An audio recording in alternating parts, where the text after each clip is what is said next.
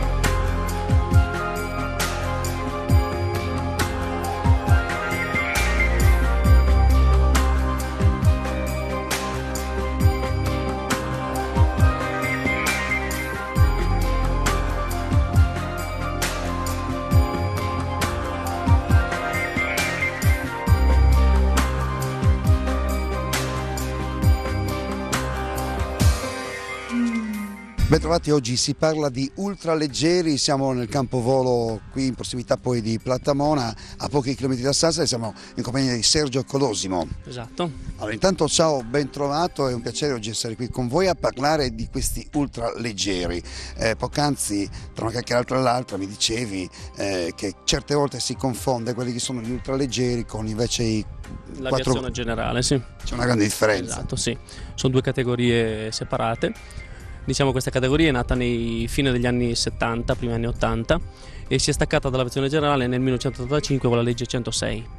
È una categoria, gli ultraleggeri prima di tutto sono o mono o biposto, a differenza dell'aviazione generale che possono avere più di due posti.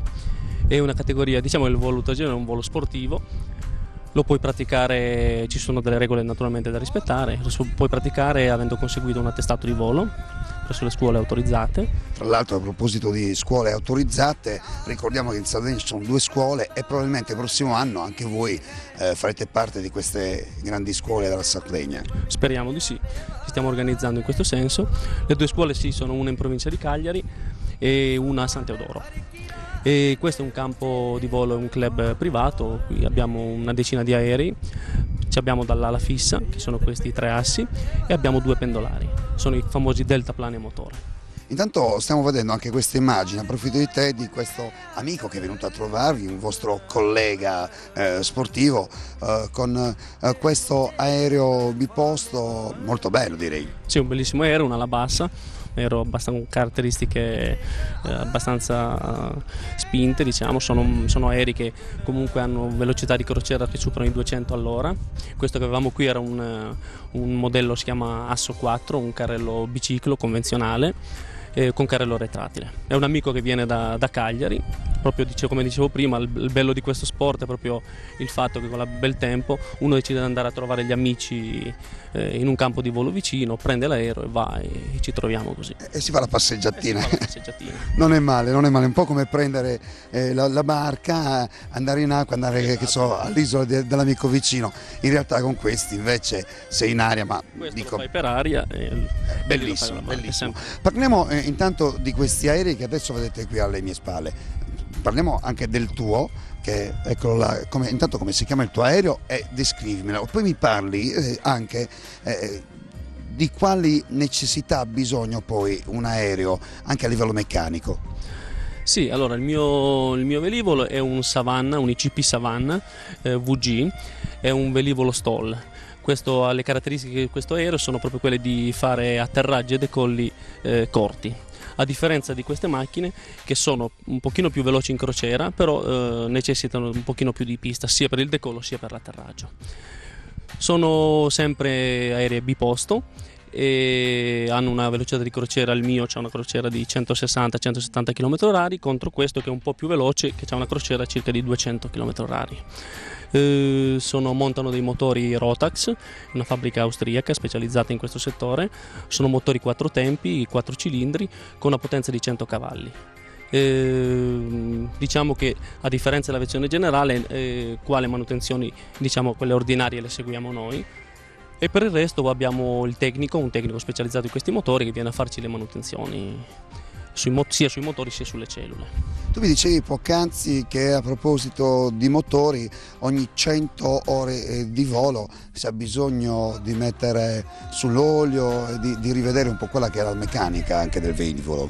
Sì, diciamo le manutenzioni di queste sono periodiche, in base alle ore fatte si deve fare una manutenzione già consigliata dalla casa.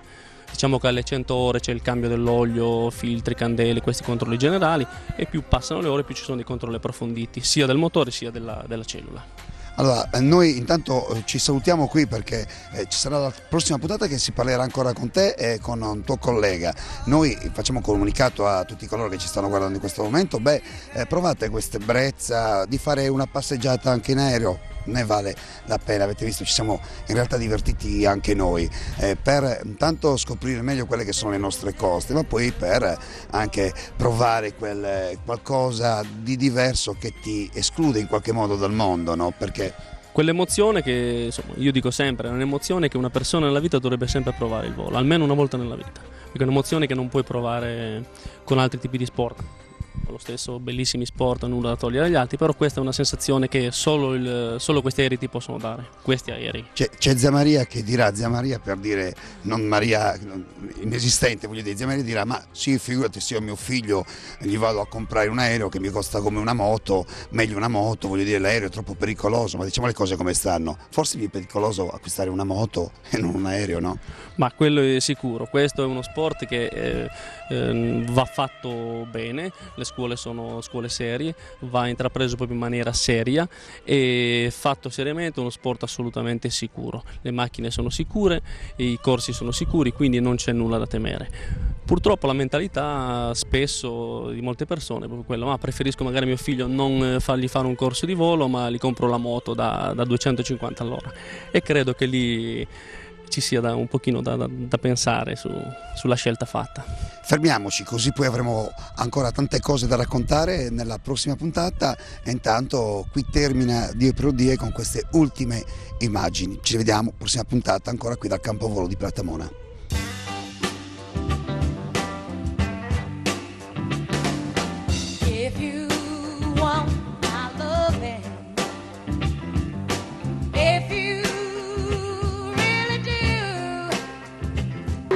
Siamo in partenza, comandante. Certo, siamo pronti al decollo. Siamo pronti al decollo, via.